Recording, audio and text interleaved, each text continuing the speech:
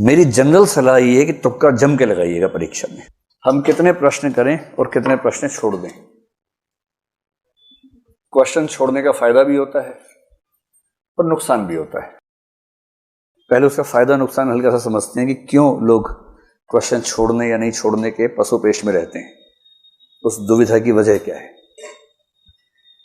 देखिए, मैं जीएस को बेस बना के बात कर रहा हूं, सीसेट की बात बाद में कर लेंगे। 100 प्रश्न हैं, 120 मिनट हैं। जो व्यक्ति 100 के 100 प्रश्न करेगा उसको 1.2 मिनट्स यानी कि 72 सेकंड उसको एक प्रश्न अटेम्प्ट करने के लिए मिलेंगे। मान लीजिए किसी कारण से उसने तय किया कि मैं 100 प्रश्न करूंगा ही नहीं, मैं 80 ही प्रश्न करूंगा, बस 20 को हाथ ही नहीं लगाऊंगा। उसको एक प्रश्न के लिए 1.5 मिनट मिल गया। और जब उसको 1.5 मिनट मिलेगा तो स्वाभाविक है कि उसको प्रश्न को पढ़ने के लिए, सोचने के लिए, उत्तर को मैच करने के लिए समय ज्यादा मिला। और हो सकता है कि इस वजह से उसके 5-7 सवाल वो ठीक हो जाएं जो 100 करने के चक्कर में गलत हो जाते हैं। इसलिए कई लोग स्ट्रेटेजिकली कम प्रश्न करते हैं कि इतने करूंगा उतने ठीक कर दूंगा, बस ज्यादा करने के दबाव में रहना ही नहीं है। तो एक फैक्टर तो हो गया रीडिंग स्पीड। आपकी किसी प्रश्न को पढ़ने की स्पीड कितनी है, उससे आप तय करें कि आप कितने प्रश्न करना चाहते हैं अटेम्प्ट।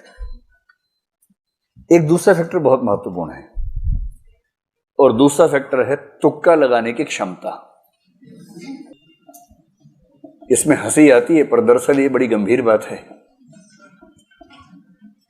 हंसी आपको तुक्का शब्द से आ रही है, दरअसल मैं बताना चाह रहा हूं कि तुक्का बहुत वैज्ञानिक वस्तु है। तुक्का बहुत यादृच्छिक या आर्बिट्रेरी मामला नहीं है, बहुत वैज्ञानिक चीज है। चलिए हम समझने का प्रयास करें। जैसे जनरल कैटेगरी में मान लीजिए कि आप एग्जाम दे रहे हैं और आपको 110 या 112 मान लेते हैं, 56 प्रश्न आपके ठीक होने चाहिए। आपका स्कोर 112 हुआ और आप प्रीलिम्स में क्वालिफाई हो गए, ठीक है। अब 56 प्रश्न आपके सही हैं, इसका मतलब है नेगेटिव मार्किंग हटाने के बाद इतने सही हैं। जो यूपीएससी का नेगेटिव मार्किंग का तरीका है वो बड़ा ही सिस्टमैटिक तरीका है। नेगेटिव मार्किंग का मेथड संक्षेप में समझ लें, बहुत वैज्ञानिक है। उसका फायदा क्या है, नुकसान क्या है, दोनों बातें स्पष्ट होनी चाहिए। मेरी जनरल सलाह ये है कि तुक्का जम के लगाइएगा परीक्षा में। लेकिन मैं उस सलाह पे आने से पहले वजह समझाना चाह रहा हूं आपको।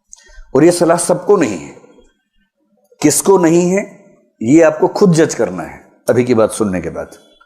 जनरल सलाह यही है। लेकिन नेगेटिव मार्किंग का यूपीएससी का बड़ा सरल सा नियम है कि अगर आपका एक प्रश्न सही हुआ तो उसमें 2 नंबर मिलेंगे, और यदि आपका एक प्रश्न गलत हुआ तो उसमें सही होने पर मिलने वाले अंकों का 1/3 कट जाएगा, तो 2/3 आपका माइनस हो जाएगा।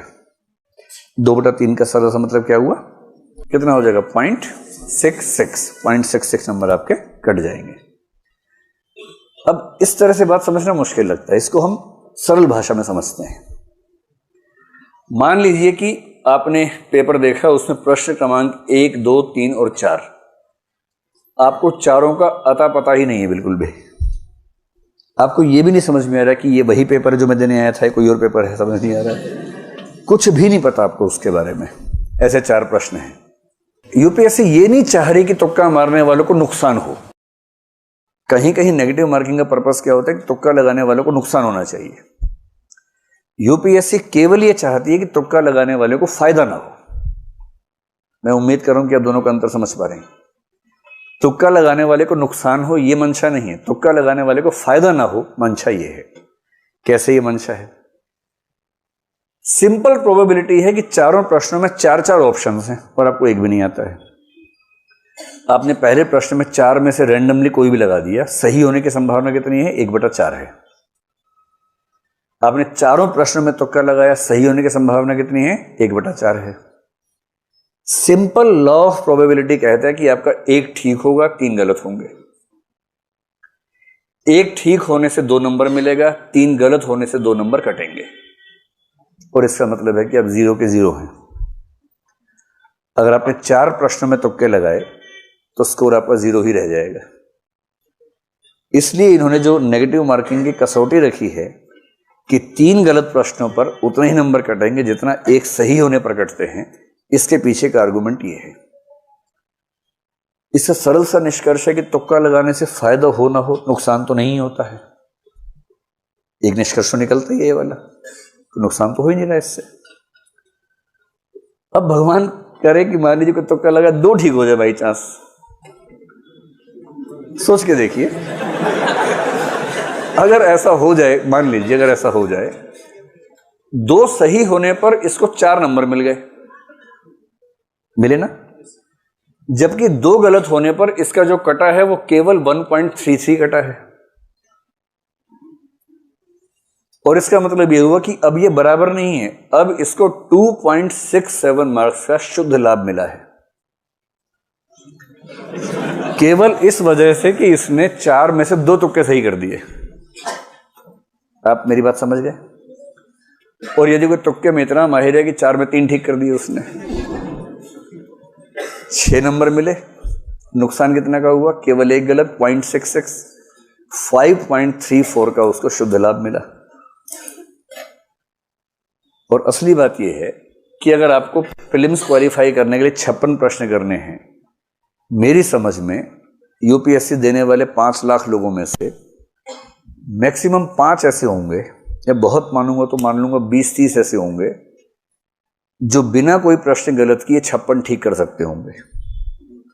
इस एग्जाम की नेचर, मतलब अगर आपने एग्जाम दिया है या कम से कम मॉक टेस्ट ठीक से दिया है तो आप समझ सकते हैं। कोई अगर ये कहता हो कि मैंने 56 प्रश्न किए, 56 के 56 सही किए, बाकी को हाथ ही नहीं लगाया, सब हवाई बातें हैं। जितने अच्छे लोग हैं उनमें से अधिकांश 40-45 के बाद टें बोल जाते हैं। 40-45 तक हो सकता है कि हाँ ये मुझे आता है, ये 3 कथन है, तीनों मुझे आते हैं, ये सही हुआ या गलत हुआ, एकदम एग्जैक्टली बता देंगे। 40-45 के बाद तो एक गेम चलता है, गेम ऑफ एलिमिनेशन, जिसको हम सीधी भाषा में बोलते हैं तुक्के की प्रतिस्पर्धा। ज्यादातर सफल लोग वही हैं जो तुक्का अच्छा लगाते हैं। मतलब पढ़ते तो अच्छा है ही, अच्छी पढ़ाई के साथ साथ अच्छे तरीके से तुक्का भी लगाते हैं। तुक्का कैसे लगता है उसको समझे। तुक्का शब्द थोड़ा हास्यास्पद है, उसके पीछे की जो गणितीय विधि है हमें वो समझने की जरूरत है। अब अपने 56 की 112 है। एक तरीका और है, आप इसमें 4 प्रश्न जोड़ दीजिए कि आपने 60 प्रश्न सही किए, 12 प्रश्न गलत किए, तो भी आपका स्कोर 112 ही रहेगा। कितना सरल है। अगर 56 प्रश्नों से 112 मिले, आपने 4 ज्यादा सही कर दिए और 12 गलत कर दिए, 4 सही से आपको उतने नंबर मिलेंगे जितने 12 गलत होने से कटेंगे, आपका स्कोर उतना का उतना रहेगा। इसका और भी तरीका हो सकता है, आपने 65 प्रश्न सही किए और आपको 30 प्रश्न 30 गलत करने का ऑप्शन मिलेगा। 56 चाहिए ना, नहीं 27 प्रश्न गलत करने का विकल्प आपको मिल गया और उसके बाद भी आपका स्कोर कितना है? 112 है। मैं दावे से कह रहा हूं कि अगर कोई कहता है कि मैं 56 ही करूंगा और 56 ठीक कर दूंगा, तो वो या तो झूठ बोल रहा है या मजाक बना रहा है। वो दरअसल इनमें से कोई ना कोई ट्रिक चुनेगा कि 60 सही करने हैं, 12 गलत करने हैं। मतलब गलत करने हैं ऐसे नहीं, गलत हो जाए तो कोई बात नहीं, सही करने तो पर्पस हो सकता है, गलत करने का पर्पस होगा। 65 सही करूंगा, 27 गलत हो, 92 हो गए, 8 प्रश्न छोड़ दूंगा। ये एक अच्छी अप्रोच हो सकती है। अब इस लेवल पर आकर मैं आपको एक निष्कर्ष समझाने का प्रयास करता हूं। मेरी सामान्य राय, जिस पर अभी आपको काम करना है अपने स्तर पर, क्योंकि हर व्यक्ति के लिए एक समान दवाई काम नहीं करती है, बीमारियां अलग अलग हैं, दवाइयां अलग अलग ही होंगी। सामान्य राय में बता रहा हूं, सामान्यतः कम से कम 80 से 90 के बीच में प्रश्न अटेम्प्ट कीजिएगा। इससे कम करेंगे तो ज्यादा संभावना है कि प्रीलिम्स नहीं होगा। और इसका सीधा सा मतलब है कि छोड़ने का मामला लगभग 10 प्रश्नों पर ही होगा कि 10 को आपने छोड़ दिया। छोड़ना केवल उन प्रश्नों को है जिनके बारे में आपको रत्ती भर भी नहीं पता है।